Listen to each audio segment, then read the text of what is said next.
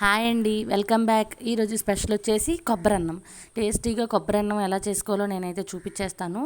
మన వీడియోకి ఒక లైక్ పడేసి సబ్స్క్రైబ్ చేసుకోండి. ఇంకెందుకు ఆలస్యం, కొబ్బరన్నం ఎలా చేసుకోవాలో చెప్పేస్తా చూడండి.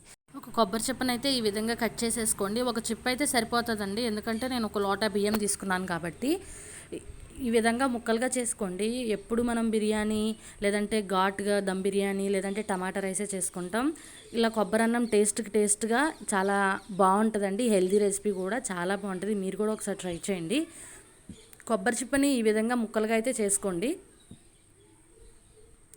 ఈ విధంగా ముక్కలు చేసుకున్న తర్వాత వాటిని చిన్న చిన్న ముక్కలుగా కూడా కట్ చేసుకోండి. మీరు చిన్న చిన్న ముక్కలు చేసుకొని కొబ్బరి పాలు అయితే తీసుకోండి. కొంచెం వాటర్ పోసుకొని మిక్సీ గ్రైండ్ చేసుకుంటే పాలు వస్తాయి అన్నమాట. వాటి పాలతో మనం చేసేయచ్చు.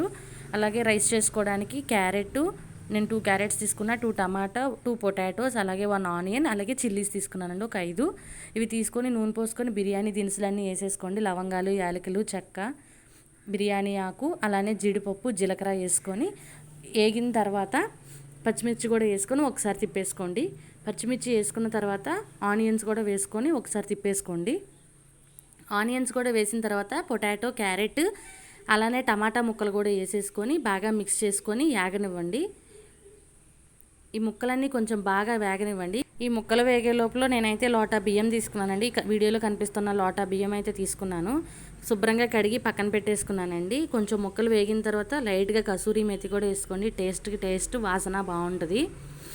వేసుకొని ముక్కలు ఈ విధంగా వేగిన తర్వాత కొంచెం అల్లం వెల్లుల్లి పేస్ట్ కూడా వేసుకొని తిప్పేసుకోండి. అల్లం వెల్లుల్లి పేస్ట్ వేసుకున్న తర్వాత మనం ముందుగానే మిక్సీ చేసి పెట్టుకున్న కొబ్బరి పాలను అయితే లోటాకి 2 లోటాలు పోసుకోండి. పైన కొంచెం పోసుకోండి. అలా నేనైతే పోసేసుకొని ఒకసారి తిప్పేసుకొని సాల్ట్ అయితే వేసేసుకున్నానండి. సాల్ట్ వేసుకున్న తర్వాత నీళ్ళని అయితే మరగనివ్వండి. ఇదిగోండి, ఈ విధంగా మరుగుతున్న తర్వాత ఒకసారి సాల్ట్ అడ్జస్ట్ చేసుకోండి. నీళ్ళు ఉప్పగా ఉన్నప్పుడు నానబెట్టుకున్న బియ్యం అయితే వేసేసేయండి. నీళ్ళు అలా మరుగుతున్నప్పుడు సాల్ట్ అడ్జస్ట్ చేసుకొని మనకి అప్పుడు ఉప్పగా ఉందంటే ఖచ్చితంగా మనకి సాల్ట్ సరిపోతుందండి. అలా చేసుకున్న తర్వాత బియ్యం అంతా వేసేసుకొని ఒకసారి కలిపేసుకొని మూత పెట్టేసుకోండి. ఒకసారి కొంచెం మగ్గిన తర్వాత తీసి కొంచెం నెయ్యి కూడా వేసుకొని ఈ విధంగా కలిపేసుకొని మళ్ళీ మూత పెట్టేసుకోండి. అన్నం ఉడికిందో లేదో చూసుకొని స్టవ్ అయితే ఆపేసుకోండి. అంతేనండి, సింపుల్ టేస్టీ కొబ్బరి రైస్ రెడీ. మీరు కూడా ఒకసారి ట్రై చేసేయండి. Thank you, bye bye.